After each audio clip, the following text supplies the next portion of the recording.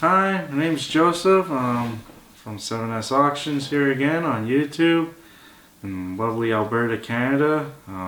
It's a beautiful day out. I'm doing this in the afternoon. Today's video is going to be talking about what it's like to be an auctioneer, what made me want to become an auctioneer, I guess.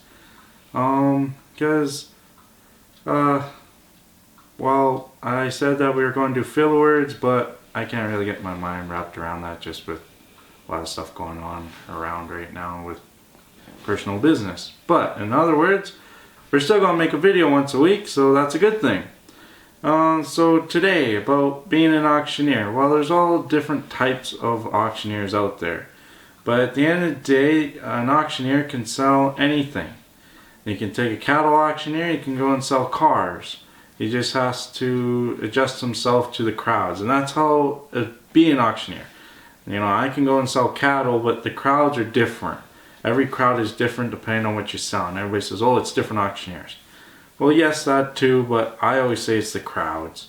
Because selling cattle, you're going so quickly. I'm not a livestock auctioneer, so I don't really know how to do that. I've never really practiced it. I've been to livestock auctions and heard them talk to livestock auctioneers and retired livestock auctioneers. And a lot of people say, why don't you get into livestock? Because that's where a lot of money here in Canada is, especially in Western Canada like Alberta. But I like doing household auctions and car auction and farm sales. But my favorite is a household auction. Because when I go look at somebody's house, especially an older couple or something like that, what's in the basement, you never know what's in there. It's like a treasure chest. You know, you're digging through, they're pulling it out, you're setting it up at a hall or wherever your location may be for an auctioneer, or on location auctions too, like on their yard, like a farm sale. You never know what's down there. I've seen dressers that came from, like, now where I've seen a dresser come from like Europe on a boat. You know, they had the documentation still on that dresser. And you know, it's just fantastic of what comes. Is that stuff worth a lot of money? That's up to the crowd to decide on if it's worth money or not, because they're going to pay for what they think it's worth. But as for me, it's more or less seeing the history of what's there. And seeing what people have collected over the years is so interesting too, like coins, gold. A lot of people know that. Coins, gold, all that type of stuff. You know, you see that all the time at auction houses and stuff, online auctions, especially coins and gold. But sometimes you never know what you see in paper money. You know, you see from different countries that you'll never see, like Nazi money, German money. I don't know if I'm allowed to say Nazi or not. So we'll just call it old German money, or Spanish money, or Scotland money before then. Here in Canada, I like going to another auction mart here once every week or two for support, and to also because I'm in the business and I like supporting small companies. As recently he's had a lot of Newfie money in, which a lot of people don't know here in Canada. A little history is Newfoundland was our last province, and they had their own bank and they had their own money before they switched to Canadian currency. So you know, that's always interesting history. I have a piece myself, just a quarter, just to have. You know, it's just a piece of history. You know, it's always nice, whatever country you live in, if you can just find one of those rare pieces of history in your country or country that you live in, that's amazing. You know, you should keep that, because then you could say, look what I got, you know. But being an auctioneer, you see all different types of people, you see all different types of auctions. My type of auctions are household farm auctions. We do property too. I got approached last year to do that. We sold on location there, right at the guy's house in a small town. And you know, we never end up selling the property, sadly enough, because you know, it's realtor, and they never, between the buyer and seller, never came with the agreement after I closed the bid.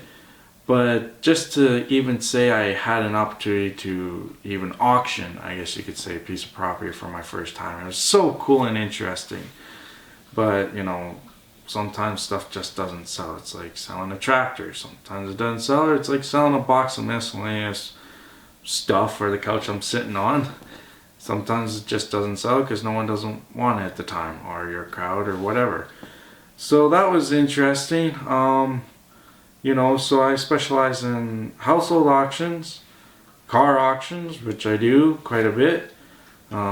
This year, I don't know yet what we're doing for my company, as I don't have a facility, but I do have a facility where I can go book a hall for myself and stuff like that, but I don't have a permanent facility yet. Gaining on it because I am a new company, so I've been doing this for about 3 years and slowly building up. So what made me become an auctioneer? Well, my dad was an auctioneer. His uncle was an auctioneer.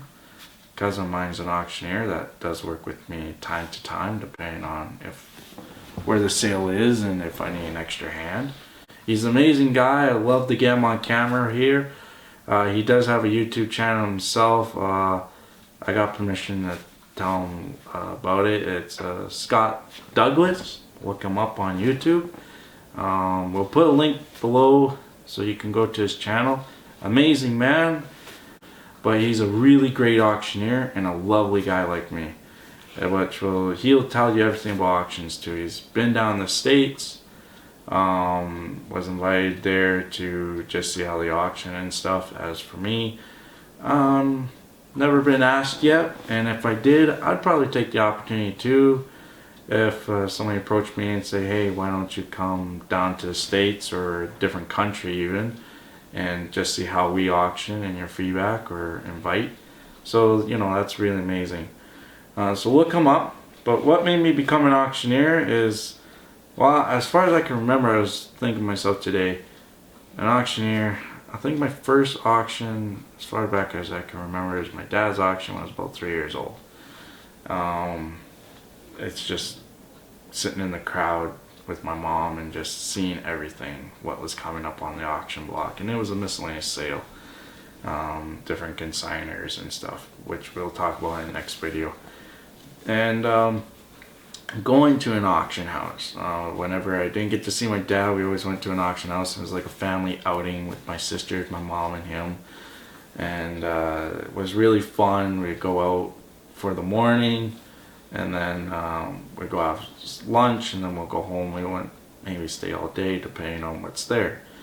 So that, and then I went into school, never really thought of it. I always know I wanted to do it. So I remember when I was like 7 years old, practicing in my yard, and you guys know about those little Jeep vehicles that you buy for like your 5-year-old or 7-year-old child.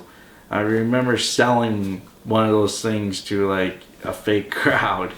It was fun, it was interesting. Rhythm was, well, I sound like a 5-year-old. My dad can hear me because I'm like yelling in the yard, so that was fun. But now with practice, and keep on practicing every day or at least once a week like me, you just get better, and and you listen to other auctioneers too, and they give you feedback. And no auctioneer, even if you are becoming an auctioneer, you are an auctioneer. I've never had an auctioneer ever give bad feedback. He might tell you, maybe work on this, maybe work on that. So he always gives you positive feedback all the time, every auctioneer. And but never bad feedback, because we all started out of school. Everybody started out of school, and everybody that first stepped in that door probably all sounded not that great. But until practice and lots of years and lots of experience, you get better as you go. So that's what made me become an auctioneer too. I didn't jump right into auctioneering after school. I had another career that was kind of pointing me in that direction after high school. So I went with it until it kind of took a pause there, and my dad was selling again. So I went and helped him, and said, okay, well, now I'm not working again. I said, well, let's go to school and do auctions. You know, Dad was doing some of them with an old partner of his that was kind of semi-retired, kind of just doing it for fun. Fun, I guess you call doing 100 auctions 1 year. So it kind of turned into an all summer thing, but I enjoyed it. So I said, well, I'm going to school now. I learned in the ring for as long as I could, went to school, and you know, I got a great little support people and everybody that comments and likes all my videos, hopefully, and subscribe. I hope enough that you know, I become a better auctioneer as I grow up. I'm very young, I'm only under 25. We will hopefully talk again. That's how I become an auctioneer, and that's how hopefully you might want to become an auctioneer. So have a good day and be safe.